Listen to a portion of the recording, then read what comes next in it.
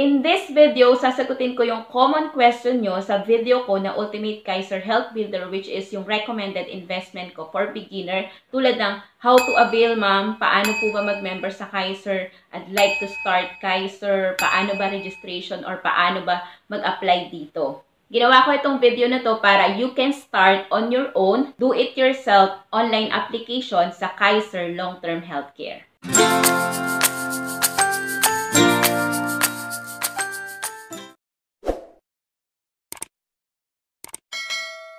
Hello guys! Hello dreamers! Welcome back sa aking channel. Kung first time ka dito sa channel ko, this is Nel Sembrano. Dati po akong accountant na ngayon ay isang online entrepreneur and online financial educator.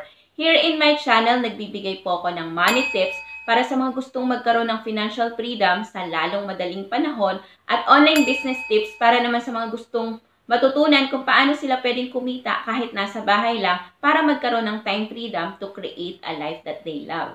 Ginawa ko itong video na to para makapagbigay sa inyo ng step-by-step guide kung paano kayo makakapagsimula sa Kaiser on your own. Ngayon, lipat na tayo sa laptop para masimulan na natin. Bago tayo mag-proceed sa mismong step-by-step guide kung paano kayo makakapag-invest on your own sa Kaiser, make sure na napanood nyo muna yung video ko about long-term healthcare concept and punta lang kayo dito sa channel ko, Nel Sembrano. Makikita nyo dito sa pinaka-unahan na playlist, yung sa nakalagay bago ka dito watch these videos. Ito yung concept ng Ultimate Kaiser Health Builder. Yan yung title niya. I-click nyo yan kung hindi nyo pa napapanood. Panoorin nyo muna para maintindihan nyo how it works. And kung meron kayong mga question about Kaiser, meron din akong video na ginawa para sa frequently asked questions. So, pwede nyo itong i-click. Once you click this video, ito yan.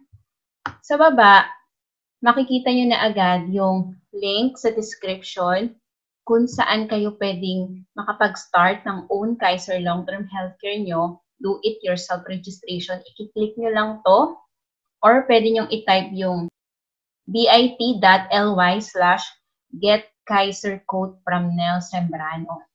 Okay? And then, ito naman yung video ko about sa frequently asked question. If you want to watch it, meron ding link dito sa baba ng description box na i-click nyo. Pero kung tapos yun ang panoorin itong dalawang video na to, pwede na kayong dumiretso dun sa link na ilalagay ko rin sa description in this tutorial video. So, ngayon, let's proceed sa susunod na step. I-click nyo yan. Check mo rin yung link na nasa baba ha, kung hindi mo makita.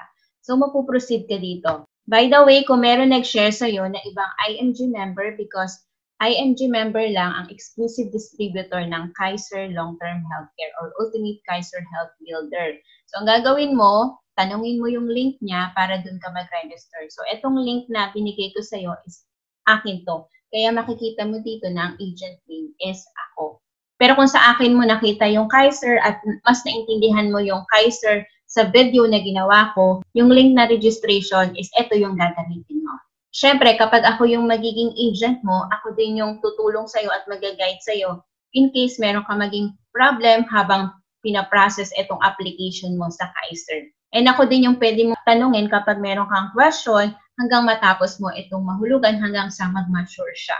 Once na-click mo na yung link na to, ang gagawin mo lang is lalagay mo yung first name mo dito, middle name, and last name. Make sure na correct yung spelling, and then lalagay mo yung birth date and yung email address. Yung email address is dapat active to at nakakatanggap ka ng email. And then, click mo lang tong create code.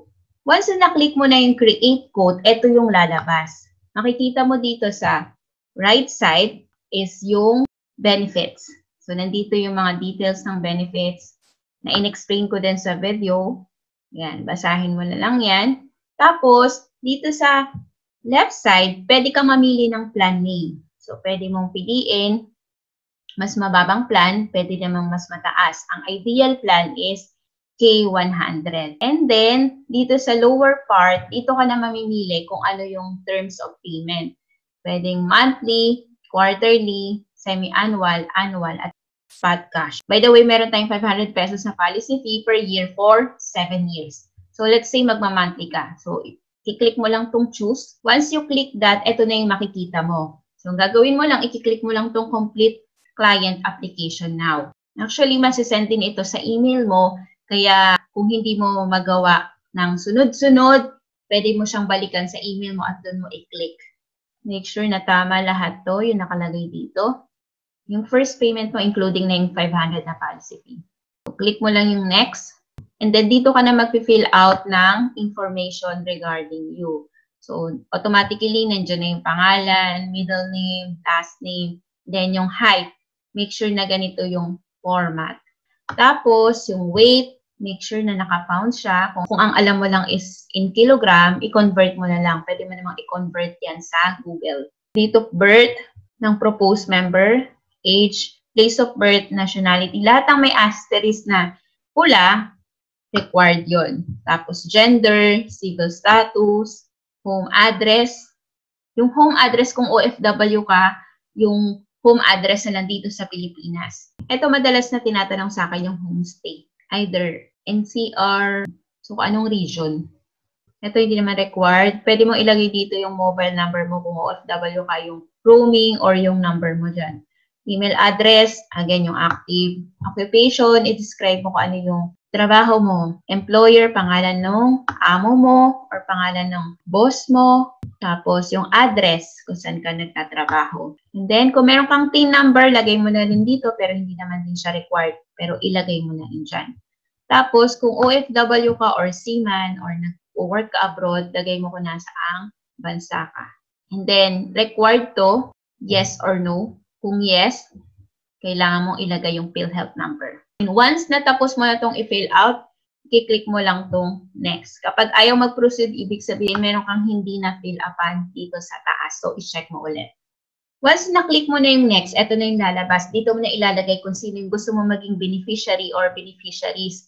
Pwede kang maglagay hanggang 4 na beneficiaries. Kung single ka, pwede mong ilagay dito yung parents mo, pwede rin yung kapatid mo. Kung married ka naman, lagay mo dito yung asawa mo at mga anak mo. Kailangan mo ilagay yung full name including the middle name. Tapos, kapag once na na-fill up mo na ito lahat, i-click mo lang itong next. After mo i-click yung next, ito na yung lalabas. Ito yung medical history. Sabi dito, answer all the questions pertaining to the proposed member or owner or payor. Kung ang proposed member is 10 to 17 years old, ang question na to ay para sa magbabayad, para sa payor. Kasi siya yung naka-insure. By checking the appropriate option. Make sure na maging honest ka sa pagsagot ng question dito. And kung meron kang sagot na yes, i-ready mo rin yung sarili mo, nahihingan ka ng additional na mga medical requirements para ma-explain kung ano ba yung mga sinagot mo na yes dito. Pero kung healthy ka naman at wala ka namang history ng sakit or malubhang sakit, yun. So, wala naman tayong problema kasi mapoprovide mo naman yung mga kakailanganin. Pero kung no naman yung sinagot mo dito, yun, hindi nakakailanganin ng mga additional pa ng mga medical requirements. And hahayaan na lang natin na i-verify ng Kaiser yon sa mga hospital. Yan, sagutin mo lang bawat question. Medyo nalilito lang kayo dito sa stop smoking the last 5 years. Kung hindi ka naman talaga nag-i-smoke, i-no mo to. Huwag mo isagutin ang yes. And then dito, para sa mga kababaihan, yung date of last delivery, ilagay nyo lang dito kung kailan yung birthday nung bunso ng anak. Dito, kung meron kang sakit na kailangan mong i-declare na sa tingin mo makaka-apekto sa application mo at meron ka naman naka-ready na mga requirements para ma-prove na hindi siya critical, so okay lang, sagutin mo dito kung meron kang sakit na related dito. Pero kung healthy ka naman at wala kang mga ganitong sakit, so no need to worry. And then, once na nasagot mo na lahat yung question, click mo lang tong next. Kapag click mo yung next, mapupunta ka sa medical information. Dito, kung meron kang sinagot daw na yes to any of the questions, please give details. First, name and address of personal physician, date of last consultation, reason ng last consultation, and then kung ano yung treatment na binigay, or medication na prescribed, and then medication being taken. Pero kung no naman yung mga sagot mo sa lahat ng tanong doon, hindi mo kailangan i-fill up to. Click mo lang itong authorization to furnish medical information. So, ibig sabihin dito, hinahayaan mo si Kaiser na i-verify yung mga information na nilagay mo dito sa application. Once na click mo na yan, click mo lang itong submit. So, mapupunta ka dito sa signatures. Gagawin mo lang, magsasign ka dito sa loob ng box. Dapat hindi siya lumagpas. And then, ilalagay mo yung name mo dito, complete name. Then, i-click mo lang tong I accept the terms of this agreement. And then, pwede mo ring i-check yung application dito sa baba. Kung tama yung spelling. Ngayon, ito na yung lalabas. Thank you for your signature. Next, go to payments page. May reminder dito, if your mode of payment for this proposal is a direct payment or direct deposit to the provider's account, you cannot submit your application through e-app. Please do not proceed, but rather submit your manual application form to the nearest IMG office or send it by email. Since IMG ang exclusive distributor ng Kaiser, IMG ang nagmamanage ng e-application, which is etong ginawa natin kanina. Kung ang payment mo is direct sa Kaiser na account, hindi natin magagamit etong e-app.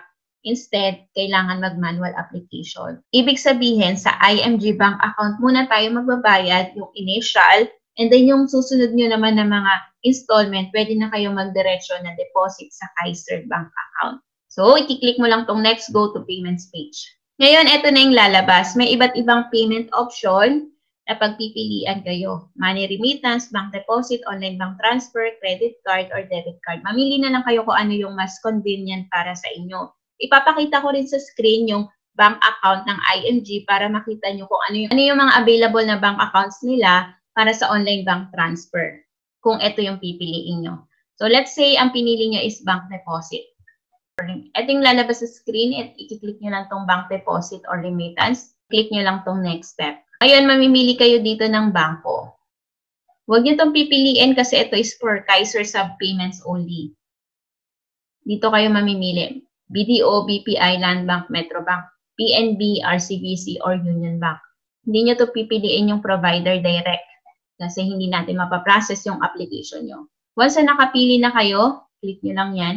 And then, click nyo yung select. Ngayon, ito na yung makikita mo na lalabas sa screen. Hindi mo muna ito magagawa dahil hindi ka pa nakakapag-deposit ng initial mo na payment. Meron kang marireceive sa email mo na link kung saan mo i-upload yung proof of payment. Yung deposit slip, yung remittance receipt, or yung resibo na patunayan na nagbayad ka na ng initial payment mo sa Kaiser. So, ang gagawin mo ngayon dito is i-click mo lang tong finish. Ngayon, papakita ko sa iyo yung sample na email na marireceive mo. Ganito yung email na marireceive mo para sa payment instruction. So, ang gagawin mo lang kapag nakabayad ka na, kiklik mo lang to, tapos dito mo i-upload yung deposit slip. So, ang gagawin mo lang, lagay mo dito yung bank name, tapos yung date, and then yung time. Make sure na malinaw yung pag-picture mo para makaka-capture yung time doon, tsaka date. And then, saka mo i-select yung file kung saan siya nakasave. I-click mo lang dun submit. Yung processing ng payment is within 72 hours. Pero, ang sabi dun sa email, if you do not receive a confirmation email from us in 5 days after performing this step, contact us immediately. Unvalidated and unclaimed payments exceeding 60 days are forfeited. So, ibig sabihin, within 72 hours, dapat na-verify na. Kapag hindi pa na-verify within 5 days, ang gawin mo lang is i-contact mo ko para ma-follow up ko sa Kaiser kung bakit hindi pa na-verify at kung ano na ang status ng payment mo. Lahat naman ng transaction na gagawin mo, makakatanggap ka ng update sa email mo. Congratulations for securing yourself with Kaiser Long-Term Healthcare. Kung meron kang tanong in this video sa proseso, sa mga questions, or anything about it bago ka mag-proceed sa registration sa application mo online, pwede ka mag-comment sa baba.